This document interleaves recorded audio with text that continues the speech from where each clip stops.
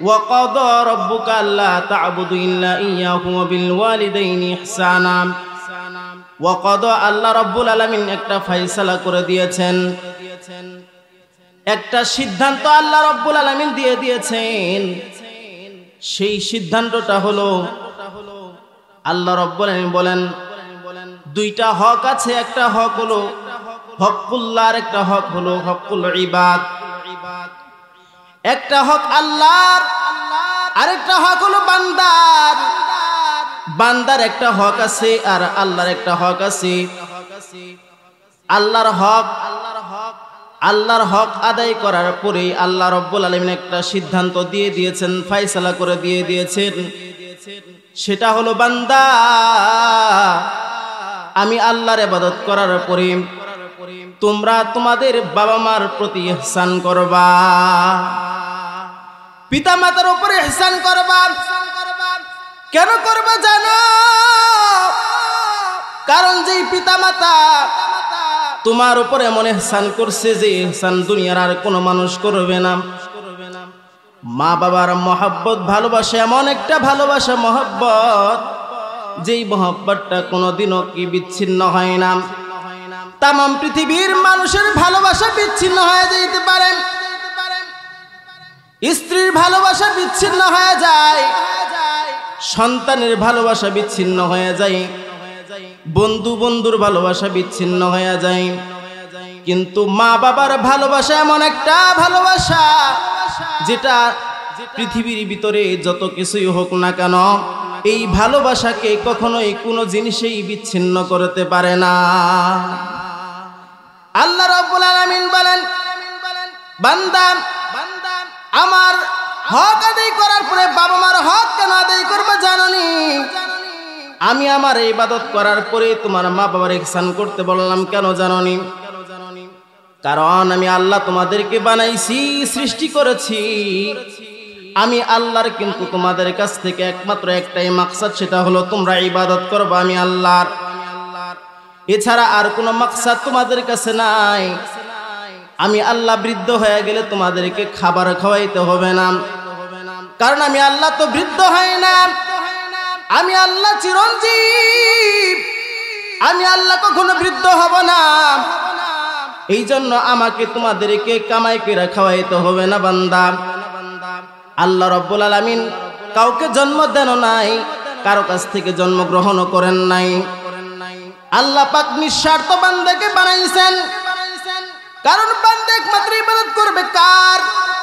আল্লাহর। আল্লাহর ইবাদত করবে একমাত্র বান্দা, আল্লাহর ইবাদত করবে। আল্লাহকে খাওয়ানোর প্রয়োজন পড়ে না। তেমনি ভাবে তামাম পৃথিবীর যত বাবা মা আছে আল্লাহ পাক প্রত্যেককে বাবা মার মাধ্যমে দুনিয়াতে পাঠাইছেন। বাবা মার মাধ্যমে পাঠাইছেন নাকি আসমান থেকে পাঠাইছেন বলেন? বাবা মার মাধ্যমে পাঠাইছেন, কিন্তু আল্লাহ রাব্বুল আলামিন বাবা ছাড়াও মানুষ বানায়া দেখাইছেন না দেখান নাই? আল্লাহ পাক দেখাইছেন। কেন দেখাইছেন? আল্লাহ কুদরত জাহির করেছেন, কুদরত দেখাইছেন। হযরত আদম আলাইহিস সালাতু ওয়াস সালামকে বাবা মা ছাড়া বানাইছেন।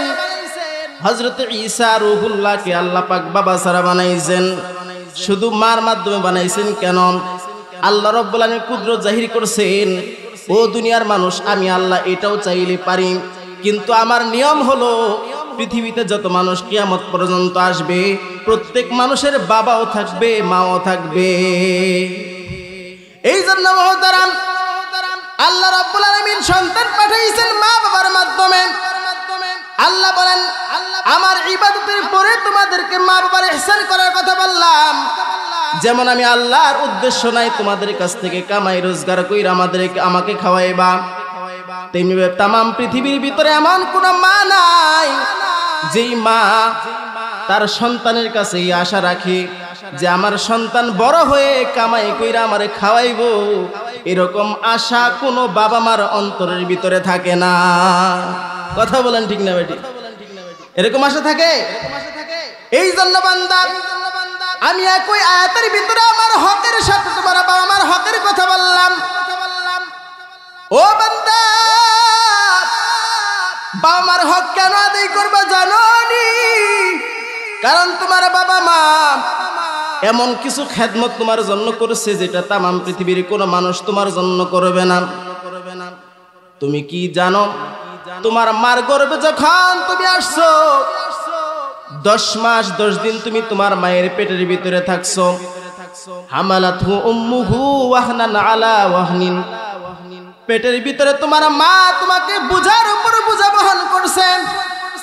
তোমাকে নিয়ে তোমার মা চলতে কষ্ট হয়েছে, তোমার মা তোমাকে নিয়ে হাঁটতে কষ্ট হয়েছে, খাবার খাইতে কষ্ট হয়েছে, ঘুমাইতে কষ্ট হয়েছে। বান্দা জানোনি, সাধারণ কোনো কষ্ট করেন নাই, অন্য কেউ এই কষ্টটা বহন করবে না। বাবা এই কষ্ট বহন করে নাই, একমাত্র করেছেন কে? বলেন মা।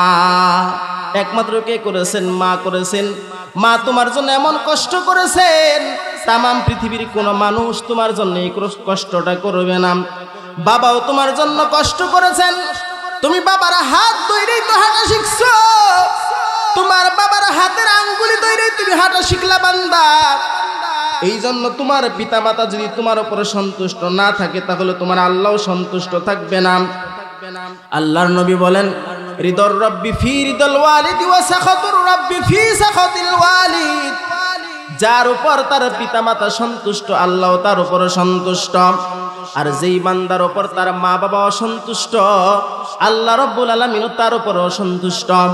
ও মুসলমান, এই জন্য মা বাবাকে কষ্ট দেওয়া যাবে না। মা বাবার খেদমত করলে কি ফজিলত, মা বাবার খেদমত করলে, সেবা করলে, ইহসান করলে কি লাভ। অসংখ্য হাদিসের ভিতরে আল্লাহর নবী বয়ান ফরমান, ও মুসলমান, শুধু সামান্য খেদমত করলে আল্লাহ পাক এমন মর্যাদা দান করেন, এটা সাধারণ কোনো মর্যাদা নয়, এটা একটা অকল্পনীয় মর্যাদা, যেটা আল্লাহর নবী হাদিসের ভিতরে বলে গেছেন। ও মুসলমান, জানেন একজন আল্লাহর নবীর পয়গম্বরের সাহাবী হওয়ার যোগ্যতা হয় নাই। ওয়াইসুল কারনী তার নাম, নবীর জামানায় জন্মগ্রহণ করেছেন, কিন্তু সাহাবীর যোগ্যতা অর্জন করতে পারেন নাই। ডাক দিয়ে বলল, গো পয়গম্বর, আপনার সাথে দেখা করতে আমার মন চায়। নবী বলেন, আমার সাথে দেখা করার প্রয়োজন নাই, মার খেদমত করো, মার খেদমত করো, মার খেদমত করো। আল্লাহর নবী সাল্লাল্লাহু আলাইহি ওয়াসাল্লাম ইন্তেকালের আগে ওমর রাদিয়াল্লাহু তাআলাকে ডাক দেবেন, ওমর, আমার একজন আশিক আছে, ওই আশিকটা আমার সাথে দেখা করার সুযোগ পায় নাই মায়ের খেদমত করার কারণে। মার খেদমত করেছে, কিন্তু আমি নবীর সাথে দেখা করার সুযোগ তার হয় নাই। বৃদ্ধ মাকে রেখে আমার সাথে দেখা করতে পারে নাই। আমি নবী মৃত্যুকালে তারে বললাম না, আমার একটা জুব্বা তার জন্য রেখে গেলাম।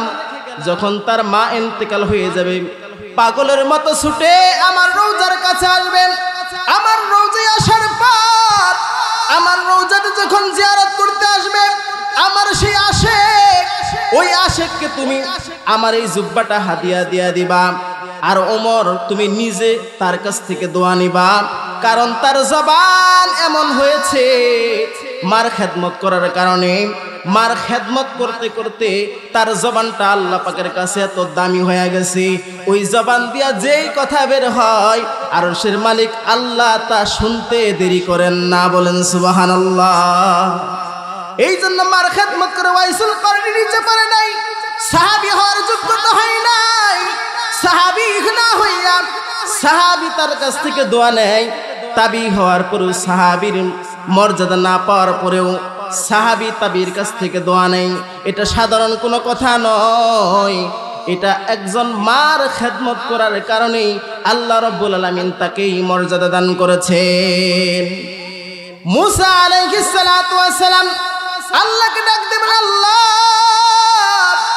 আমার সেই জান্নাতের ভিতরে কোন ব্যক্তিটা আমার জান্নাতের সাথী হবে একটু জানতে চাই। আল্লাহ রাব্বুল আলামিন ডাক দিয়ে বলেন, মুসা, জানোনি তোমার সাথী যিনি হবেন তিনি হলেন জামানের একজন সাধারণ কসাই। মুসা আলাইহিস সালাতু ওয়াস সালাম ডাক দিয়ে বলেন, আল্লাহ, আমার সাথে কোনো সিদ্দিক আমার সাথী হবে না, কোনো সুহাদা আমার সাথী হবে না, কোনো ভালো মানুষ, নেককার মানুষ, কোনো আল্লাহওয়ালা বুজুর্গ, কোনো নবী আউলিয়া আমার সাথী হবে না জান্নাতি? একজন সাধারণ কসাই কেন জান্নাতের সাথী হবে? আমি মুসা একটু জানতে চাই, দেখতে চাই।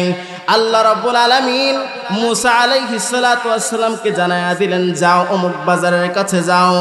এবার মুসা আলাইহিস সালাতু ওয়াস সালাম বাজারের কাছে গেলেন। ওই কসাইয়ের, যে কসাই যেখানে তিনি গোশত বিক্রি করেন, এবার মুসা আলাইহিস সালাতু ওয়াস সালাম ওই কসাইয়ের গোশতের বিক্রেতার কাছে দাঁড়িয়ে আছেন। আর সন্ধ্যা যখন হয়ে গেল, এবার কসাইয়ের গোশত বিক্রি করা শেষ হয়ে গেল।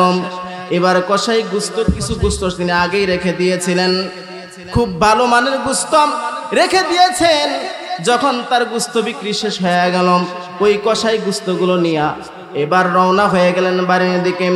জামানার নবী মুসা কালিমুল্লাহ সাধারণ কোনো পয়গম্বর নয়, তিনি হলেন কালিমুল্লাহ, আল্লাহর সাথে যিনি কথা বলেন, এমন জলিলুল কদর পয়গম্বর।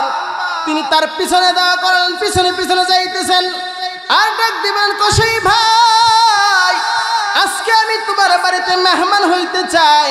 আমি একজন মুসাফির, তোমার বাড়িতে মেহমান হইতে চাই। কসাই বলে, ঠিক আছে, চলেন আমার বাড়িতে মেহমান হিসেবে যান। এবার মুসা আলাইহিস সালাতু ওয়াস সালাম কসাইয়ের পিছনে পিছনে তার বাড়িতে যখন গেলেন, বাড়িতে যাওয়ার পর ওই কসাই মাকে দুলনার ভিতরে শোয়া রাখছি, সন্তানগুলো কান্নাকাটি করতেছে খাবারের জন্য। কসাই নিজে হাতে গোশতগুলো রান্না করেন, রুটিগুলো ওই বৃদ্ধ মায়ের মুখের ভিতরে উঠে দেয়। আর ওই মা ওই গোশতের টুকরাগুলো খায়, রুটিগুলো খায়। খাওয়ার পর মাকে যখন মুখটা মুছে আদর করে মায়ের কপালে একটা চুমা দেয়, চুমা দেওয়ার পরে মাকে ঘুম পাড়ানোর ব্যবস্থা করে দেয়। ওই মা এশার নামাজের পরে দুইটা হাত আসমানের দিকে উঠে আল্লাহর কাছে বলেন, আল্লাহ, আমার সন্তান আমাকে যেইভাবে খেদমত করলো, আমার সন্তান আমাকে যেইভাবে আদর করলো, স্নেহ করলো, মায়া করলো, ভালোবাসা দিল, আল্লাহ আমি দোয়া করতেছি আমার এই সন্তানটাকে সাধারণ কোনো মানুষের জান্নাতে দিও না, আমার এই সন্তানটাকে জামানার নবী মুসা আলাইহিস সালাতু ওয়াস সালামের সাথে জান্নাতে দিও। এবার মুসা আলাইহিস সালাতু ওয়াস সালাম বলেন, ওগো আল্লাহ, বুঝেছি কেন আমার সাথে সেই কসাই জান্নাতে থাকবে। আমি এখন বুঝতে পারলাম এই কসাই কেন আমার সাথে জান্নাতে থাকবে। শুধু একটাই মাত্র কারণ। বলেন সেই কারণটা কি? মায়ের খেদমত করার কারণে। ও মুসলমান, মায়ের খেদমত করার কারণে নিচে পড়ে না। মায়ের খেদমত যদি করে, বাবার খেদমত যদি কোনো সন্তান করে, তাহলে আল্লাহ রাব্বুল আলামিন তার উপর সন্তুষ্ট হয়ে যায়। আর যদি মায়ের খেদমত না করে, বাবার খেদমত না করে, তাহলে কিন্তু তার কপালে কি আছে? শাস্তিও আছে।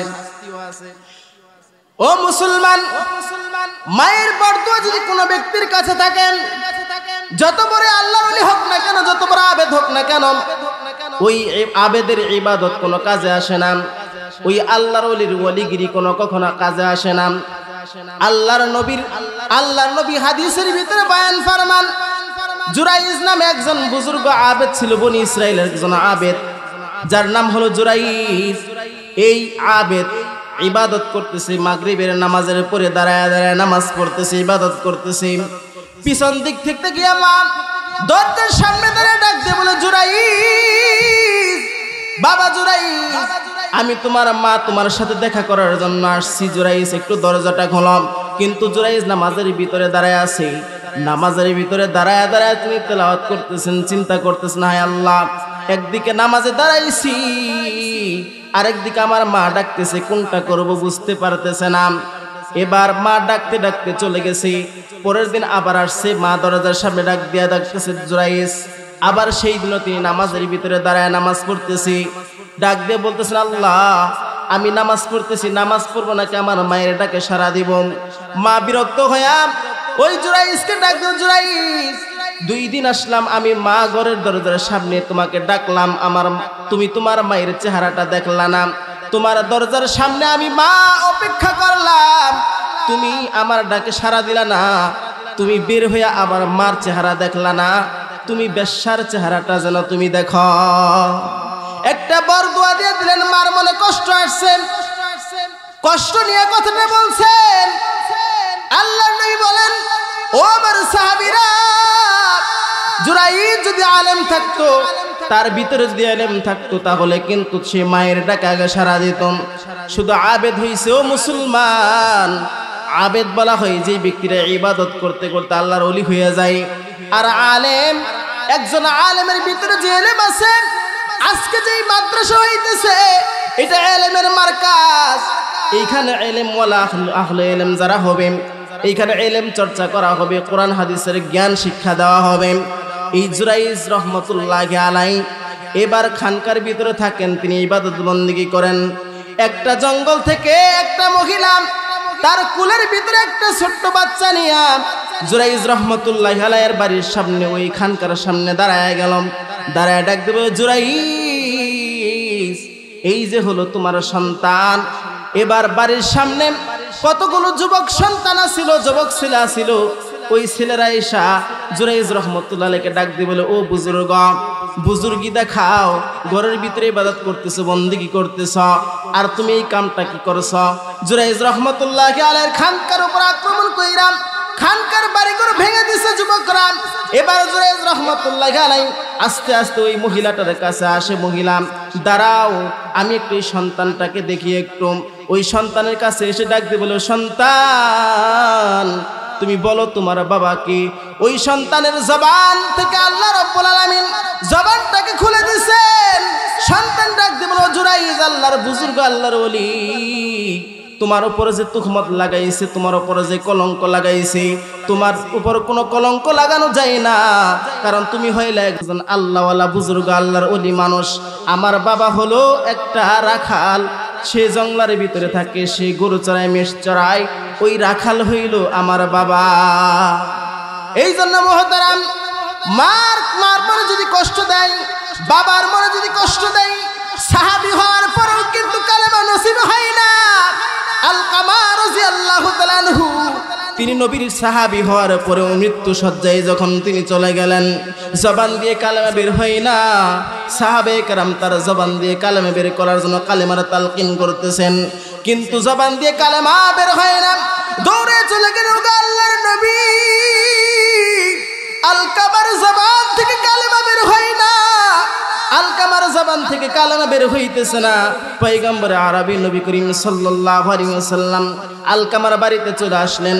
দেখলেন আলকামা খুবই মুমূর্ষ অবস্থার ভিতরে আছে, কালেমা পড়তে পারতেছে না। আলকামার জবান দিয়ে কালেমা বের হয় না, অথচ তিনি নবীর সাহাবী। আলকামার মা ঘরের ভিতরে আছেন। পয়গম্বর আরবি ডাক দিয়ে বলেন, ও আলকামার মা, ঘরের ভিতরে আছো রে, একটু আসো আমার কাছে। আলকামার মা হাঁটি হাঁটি পাপা করে পয়গম্বর আরবির কাছে যখন আসলেন, তখন নবী করিম সাল্লাল্লাহু আলাইহি ওয়াসাল্লাম জিজ্ঞাসা করলেন, ওগো আলকামার মা, তোমার সন্তান কেমন মানুষ ছিল তুমি একটু বলো। আলকামার মা ডাক দিয়ে বলেন, ইয়া রাসূলুল্লাহ, আমার সন্তান দিন রাত তিনি ইবাদত করতেন, রাতের বেলা তাহাজ্জুদ নামাজ পড়তেন, দিনের বেলা রোজা রাখতেন, দান সাদকা করতেন, খুবই আমলওয়ালা ছিল, আল্লাহওয়ালা ছিল, এবং আপনার খুব ভক্ত ছিল। আল্লাহর নবী বলেন, আলকামার মা, আর কোনো সমস্যা আসেনি? বলে, ইয়া রাসূলুল্লাহ, আর কোনো সমস্যা নাই। আলকামার মা গোপন রাখতেছেন। আল্লাহর নবী সাল্লাল্লাহু আলাইহি ওয়াসাল্লাম জিজ্ঞাসা করে, আলকামার মা, তোমার আলকামার সাথে তোমার কোনো দ্বন্দ্ব আসেনি? আলকামার মা ডাক দিয়ে বলল, ওগো আল্লাহর নবী, আলকামার সাথে আমার কোনো দ্বন্দ্ব নাই, কিন্তু একটা মাত্র কষ্ট আমার মনের ভিতরে আছে। আলকামা আমার কথা শুনতো না, আলকামা আমার কথা শুনতো না। আল্লাহর নবী ডাক দিয়ে বলেন, ও আলকামার মা, তুমি তোমার আলকামার মাফ করে দাও। আল্লাহর নবী এই কথা বলার পর আলকামার মা মাফ করতে চাই না। আল্লাহর নবী সাহাবায়ে কেরামদেরকে ডাক দিয়ে বলেন, ও আমার সাহাবী, যাও যাও, তোমরা কিছু কাঠ সংগ্রহ করো, কাঠ সংগ্রহ করে এই আলকামাকে আগুনের ভিতরে ফেলাইয়া দাও। আল্লাহর নবীর জবান থেকে যখন এই কথা বের হইছেন, আলকামার মা ডাক দিয়ে বলেন, ওগো আল্লাহর নবী, আপনারা রহমাতুল লিল আলামিন, আল্লাহ আপনাকে না রহমাতুল লিল আলামিন বানায়া দুনিয়াতে পাঠাইছেন। আপনি একজন মায়ের চোখের সামনে কিভাবে একজন সন্তানকে আগুনের ভিতরে জ্বালায়া দিবেন গো আল্লাহর নবী? আল্লাহর নবী ডাক দিয়ে, আলকামার মা, যদি তুমি এই আগুনের ভিতরে জ্বালায়া দিতে কষ্ট পাও, আর তুমি যে আগুনের দেখে তুমি ভয় পাইতেছ, এই আগুন তো দুনিয়ার সাধারণ আগুন, এই আগুন জাহান্নামের আগুনের মতো নয়। এই আগুন তো জ্বালানোর মতো জিনিস পাইলে জ্বালায়, আর জ্বালানোর কোনো জিনিস না পাইলে তো জ্বালায় না। এটা হইলো এমন আগুন যে আগুন জ্বালানোর মতো লাকড়ি পাইলে জ্বালাইবে। আর জাহান্নামের আগুন, যে আগুনটা জ্বলবে কিয়ামত পর্যন্ত কখনো শেষ হবে না, আগুন কোনো শেষ হবে না। একদিক থেকে জ্বলতে থাকবে, আরেক দিক থেকে আবার চামড়া তৈরি হয়ে যাবে এমন আগুন, যে আগুন একবার জ্বললে আর নিবে না। আর দুনিয়ার আগুন লাকড়ি যতক্ষণ থাকবে ততক্ষণ জ্বলবে, জ্বালানোর মতো জিনিস যতক্ষণ থাকবে ততক্ষণ জ্বলবে। আলকামার মা, এই আগুন দেখে তুমি ভয় পাইতেছো, আর যদি তুমি তোমার আলকামাকে মাফ না করো, তাহলে কিয়ামতের ময়দানে জাহান্নামের আগুনের ভিতরে যে জ্বলবে, ওই আগুন তো একবার ধরবে আর নিববে না, এমন আগুনের ভিতরে তাকে জ্বালানো হবে। এবার আলকামার মা বলতেছো, গো আল্লাহর নবী, যদি আমি মাফ করে দেওয়ার কারণে আমার সন্তান জাহান্নামের আগুন থেকে মাফ পায়, তাহলে আমি আপনাকে সাক্ষী রেখে আমি আমার আলকামাকে আমি মাফ করে দিলাম। এবার যখন মায়ের জবান থেকে বের হইছে আমি মাফ করে দিলাম, আর দেরি হয় নাই। আলকামার মায়ের জবান থেকে যখন বের হইছে আমি মাফ করে দিলাম, সাথে সাথে আলকামার জবান থেকে বের হয়ে গেছে লা ইলাহা ইল্লাল্লাহু মুহাম্মাদুর রাসূলুল্লাহ। কালেমা নসিব হয়ে গেছে ও মুসলমান। এই জন্য সন্তান আপনার কথা শুনবে। সন্তান কখন আপনার কথা শুনবে? যদি ওই সন্তানের ভিতরে দ্বীনি ইলম থাকে, তখনই না আপনার কথা শুনবে। হুজুর বলে, হুজুর আমার সন্তান কথা শুনে না, এত কথা বলি কথা শুনে না। ও মুসলমান, কেমনে তোমার সন্তান কথা শুনবে? কারণ তুমি কথা শোনার মতো তাকে সেই শিক্ষাটা দাও নাই। যদি সেই শিক্ষাটা তাকে দিতা, তাহলে কিন্তু তোমার কথা শুনতো। কথা শোনার মতো শিক্ষা তাকে দেওয়া হয় নাই, কোরআন হাদিসের জ্ঞান তাকে দেওয়া হয় নাই। শুরুতে তো শেখানো হয়েছে হাট্টিমা টিম টিম, তারা মাঠে পারে ডিম, তাদের খারা দুটো সিন মিথ্যা কথা শিখছে। যদি কোরআন হাদিসের কথা যদি শিখতাম, যদি কোরআন হাদিসের কথা যদি অন্তরের ভিতরে ঢুকতাম, এই কোরআনের আয়াতের অর্থ যদি তার ভিতরে থাকতাম, এই আয়াতের তাফসীর যদি তার ভিতরে থাকতো, কখনোই মা বাবাকে সে কষ্ট দিত না। এই জন্য মুহতারাম, মা বাবার কথা শুনবে নেককার সন্তান। আর নেককার সন্তান হইতে হলে মা বাবাকে নেককার হওয়া লাগবে। যখন কোনো মা বাবা নেককার হবে, তখন তার সন্তানটাও নেককার হয়ে যাবে। এই জন্য নেককার সন্তানের অনেক দাম। জুলফিকার নকশবন্দি তার কিতাবে লেখেন, নেককার সন্তানের কেমন দাম, একজন নেককার সন্তানের কত পাওয়ার, নেককার সন্তান কেমন হয়। নেককার সন্তান জুলফিকার নকশবন্দি তার কিতাবের ভিতরে লেখেন, একজন বুজুর্গ কবরস্থানের পাশ দিয়ে যাইতেছেন। কবরস্থানের পাশে যাওয়ার পর তিনি ওই কবরের স্থানের ভিতরে দাঁড়ায়া তিনি কিছু কেরাত পড়লেন, কিছু আয়াতে কারিমা তেলাওয়াত করে ওই কবরের ভিতরে সব রচনা করে দিলেন। রাতের বেলা যখন বুজুর্গ ঘুমায় গেলেন, আর ঘুমের ঘরের ভিতরে স্বপ্ন দেখতেছেন, ওই কবরস্থানের ভিতরে ফিরিস্তারা নেক বন্টন করতেছেন। বুজুর্গ যে নেকটা সে পাঠাইছে, ওই নেক বন্টন করতেছেন, কিন্তু একজন মা কবরের ভিতরে বসে আছে, তিনি নেক নেওয়ার জন্য যাই না। আর বাকি কবরস্থানের কবরবাসীরা লাইন ধরে সেই নেকগুলো নিতেছে। এবার ওই বুজুর্গ জিজ্ঞাসা করলেন, মা কবরের ভিতরে বসে আছেন, নেক কেন নিতেছেন না, লাইনে কেন দাঁড়ান নাই? মা ডাক দিয়ে বলেন, বাবা রে, আমার একটা সন্তান আছে, ওই সন্তানটা ব্যবসা করেন, সারাদিন দোকানের ভিতরে বসে থাকে আর কোরআন তেলাওয়াত করে। ওই কোরআন তেলাওয়াতের সওয়াব আমি আল্লাহ আমার কবরের ভিতরে পাঠায়া দেন। ফেরেশতারা আমাকে সেই সওয়াবের বন্টন দিবেন, আমি লাইন ধরতে হবে না। আমার সন্তান যে তেলাওয়াত করে, ওই তেলাওয়াতের হিস্সা আল্লাহ রাব্বুল আলামিন আমার কবরের ভিতরে পাঠায়া দেয়। এবার ওই বুজুর্গ জিজ্ঞাসা করলেন, মা আপনার বাড়ি কোথায়, আপনার গ্রামের বাড়ি কোথায়? গ্রাম ঠিকানা নিয়ে বুজুর্গ এবার তাহাজ্জুদ নামাজ শেষ করে ফজরের নামাজের পর এবার বুজুর্গ হাঁটা শুরু করলেন। হাঁটতে হাঁটতে ওই বাজার যেই ঠিকানা দিয়েছিল স্বপ্নের ভিতরে, ওই বাজারের কুলে যাওয়ার পরে দেখে একটা ছেলে, তার মাথার ভিতরে পাগড়ি, গায়ে লম্বা জামা, মুখে সুন্নতি দাড়ি। ওই ছেলেটা দোকানের ভিতরে বসে বসে কোরআন তেলাওয়াত করে, আর বুজুর্গ ওই কোরআন তেলাওয়াত শুনে চুপ করে দাঁড়ায় দাঁড়ায় শুনতেছেন। আর ওই সন্তানটা কোরআন তেলাওয়াত শেষ করে বুজুর্গকে যখন নজরে পড়ল, এবার বুজুর্গ সালাম বিনিময় করার পরে বলতেছেন, বাবা আরো বেশি বেশি করে তুমি কোরআন তেলাওয়াত করে তোমার মার কবরে পাঠাও, কারণ তোমার মা খুব ভালো আছে। তুমি যে কোরআন তেলাওয়াত করো, এই কোরআন তেলাওয়াতের হিস্সা আল্লাহ রাব্বুল আলামিন তোমার মার কবরের ভিতরে পাঠায়া দেয়। আরেকদিন ওই বুজুর্গ ওই কবরস্থানের পাশে যাইলেন।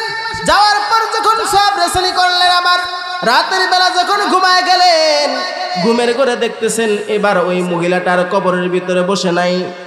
ওই মহিলাটা কবরস্থান থেকে উঠে লাইনের ভিতরে দাঁড়ায় ভিড় ঠেলে সওয়াব নিতেছেন, নেক নিতেছেন। ডাক দিয়ে বলতেছেন, বুজুর্গ বাপ, কয়েকদিন আগে তোমাকে দেখলাম কবরের ভিতরে বসে আছো, লাইনে দাঁড়াও না, আর আজকে তুমি লাইনের ভিতরে দাঁড়ায় তুমি ভিড় ঠেলে সওয়াব নিতেছো, এর কারণ কি? ওই মা ডাক দিয়ে বলেন, ও বুজুর্গ বাবা, আমার যেই নেককার সন্তানটা দুনিয়ার ভিতরে ছিল, আমার জন্য কোরআন তেলাওয়াত করে আমার কবরে পাঠাইতো, ওই সন্তানটা আর জীবিত নাই। ওই সন্তানটা আল্লাহর ডাকে সাড়া দিয়া সে কবর জগতে চলে গেছে। আমার সওয়াব পাঠানোর মতো কোনো মানুষ নাই, এই জন্য তুমি যে সওয়াব পাঠাইছো, ওই সওয়াবটা আমি এই লাইন ধরে ধরে তোমার সেই সওয়াবটা আমি নিতেছি।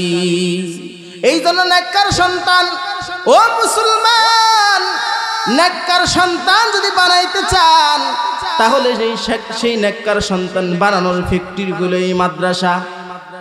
এই মাদ্রাসা হইল নেককার সন্তান বানানোর ফ্যাক্টরি। এই মাদ্রাসায় যখন আপনি কোনো সন্তান দিবেন, এই সন্তানটা একেবারে শুরু থেকে নিয়ে সে সবক শুরু করবে, কোরআন হাদিসের জ্ঞান অর্জন করবে, মা বাবার সাথে কেমন আচরণ করতে হয়, মুরব্বীদের সাথে কেমন আচরণ করতে হয়, কেমন আচরণ করতে হয়, আত্মীয় স্বজনের সাথে কেমন আচরণ করতে হয়, কার কি হক আছে সে জানতে পারবে, বুঝতে পারবে। এই জন্য মুহতারাম, আল্লাহ রাব্বুল আলামিন এই জন্য বলেন, ওয়াকাদা রাব্বুকা আল্লা তা'বুদু ইল্লা ইয়্যাহু ওয়া বিল ওয়ালিদাইনি ইহসানা। যদি কোনো বান্দা তার মা বাবার প্রতি ইহসান করে, আল্লাহ রাব্বুল আলামিন নিজে ওই সন্তানের উপরে ইহসান করেন। ও মুসলমান, মা বাবার কেমন ইহসান করবা? যাদের মা বাবা দুনিয়ার বুকে জীবিত আছে, তারা তো মা বাবার খেদমত করবা, কিন্তু যাদের মা বাবা দুনিয়ার বুকে জীবিত নাই, আজকে এই মাহফিল থেকে যাওয়ার পর অনেক মানুষ আছে, এই মাহফিল থেকে যাওয়ার পর মার চেহারাটা আর দেখতে পারবা না, মাকে আর দেখতে পারবা না। আগে যেরকম মাহফিল শুনে বাড়িতে যাওয়ার পর তোমার মা দরজাটা খুলতো, ডাক দিয়ে বলতো, আব্দুর রহিম, আব্দুল করিম, আসছো নাকি বাবা? কিন্তু এখন যাইবা বাড়িতে, তোমার মা নাই, মাকে আর দেখতে পারবা না, মার চেহারাটাও দেখতে পারবা না। এই জন্য যাদের মা বাবা ইন্তেকাল করেছেন, যাদের মা বাবা কবর জগতে চলে গেছে, তাদের জন্য একটা রাস্তা আছে। সেই রাস্তাটা হলো, যদি সেই বান্দা, সেই সন্তান মা বাবার জন্য দোয়া করে, কোন ইবাদত করে, আমল করে মা বাবার কবরে পাঠায়, তাহলে সেই মা বাবা সেই সওয়াবটা পেয়ে যাবে। আরেকটা আমল আছে, সেই আমলটা হলো সাদাকায়ে জারিয়া। সাদাকায়ে জারিয়া এমন একটা আমল, যে আমলটা চালু থাকে আবাদুল আবাদার, বন্ধ হয় না। ও মুসলমান, যদি সাদাকায়ে জারিয়া যদি করতে পারেন গো, তাহলে আল্লাহ রাব্বুল আলামিন এই সাদাকায়ে জারিয়ার ওসিলায় মা বাবার কবরের ভিতরে কিয়ামত পর্যন্ত কবরে শুয়ে শুয়ে সেই সাদাকায়ে জারিয়ার সওয়াবটা পাইতে থাকবে। এই জন্য মুহতারাম, একজন মা কবরের ভিতরে শুয়ে আছেন, বুজুর্গ আকার ভিতরে বলেন, ওই মা বাবার কবরের ভিতরে অন্যান্য কবরবাসীদেরকে নূরের কস্তুরী দেওয়া হয়েছে, নূরের খাঞ্চা দেওয়া হয়েছে, কিন্তু একজন মা, তিনি মলিন অবস্থায় বসে আছেন, চেহারাটা মলিন, বিরক্তি বোধ করে বসে আছে। বুজুর্গ ডাক দিয়ে বলে, মা, সবাই তো নূরের খাঞ্চা নিতেছে, নূরের খাঞ্চা, আপনি কেন বিরক্ত হয়ে বসে আছেন? মহিলা ডাক দিয়ে, বাবা রে, দুনিয়ার ভিতর থেকে চলে আসছি, আমার কেউ নাই, একটা মেয়ে আছে, ওই মেয়েটা সে আমার কথা মনেও করে না, আমার কথা স্মরণ করে না, আমার জন্য কোনো সওয়াব পাঠায় না। ওই বুজুর্গ সকালবেলা সেই মেয়ের বাড়িতে চলে গেলেন। মেয়েটা পুকুরের ভিতরে গোসল করতেছিল। বুজুর্গ ওই বাড়িতে খুঁজতে খুঁজতে যখন মানুষদেরকে জিজ্ঞাসা করলেন, জিজ্ঞাসা করার পর ডাক দিয়ে বললেন, ওই মেয়েটা তো আর ভালো কাজের ভিতরে নাই, ওই মেয়েটা এখন খারাপ কাজের ভিতরে লিপ্ত হয়ে গেছে। ওই মেয়েকে যায় বললেন, মা, তোমার মাকে যে কবরস্থানে দাফন করেছ অনেক কষ্টে আছে, তুমি কিছু দান সদকা করো, তার জন্য কিছু আমল করো। এবার মেয়েটা হাসি খুশি ভাবে এক চিল্লু পানি, এক চৌল পানি ওই পুকুর থেকে উঠায়া একটু ফিকে মারলেন। আর ফিকে মারার সাথে যে বললেন, এই যে আমি এক চৌল পানি আল্লাহর জন্য সদকা করলাম। মস্কারি করলেন। আর এবার মস্কারি করে এক চিল্লু পানি যখন উপরের দিকে মারছেন, এখান থেকে একটা ফুটা পানি ওইখানে একটা পিপাসিত পিপিলিকা ছিল, ওই পিপিলিকার জবানের ভিতরে, মুখের ভিতরে পড়ছে। এই ওসিলায় আল্লাহ রাব্বুল আলামিন ওই পিপিলিকার পানি পিপাসা নিবারণ করার কারণে ওই মহিলার কবর আযাব মাফ করে আল্লাহ রাব্বুল আলামিন জান্নাতি বানায়া দিয়েছেন। এই জন্য মুহতারাম, মা বাবার কবরের ভিতরে যদি সওয়াব পাঠাইতে চান, মা বাবার কবরের ভিতরে শান্তি পাইতে চান, ও মুসলমান, যেই মা শীতের দিনে এত কষ্ট করলো সন্তানের জন্য, সন্তানের জন্য এত ত্যাগ করলো, সন্তানের জন্য এত মেহনত করলো, কারণ মা বাবা এত ভালোবাসা সন্তানকে দেয়। সন্তান যদি দুনিয়ার বুকে জীবিত থাকে, মা শুধু দোয়া করতে থাকে, আল্লাহ আমার সন্তানটাকে তুমি সহি সালামতে বাঁচায়া রাখো, কামাই খাওয়ার দরকার নাই, সহি সালামতে শুধু বাঁচায়া রাখো।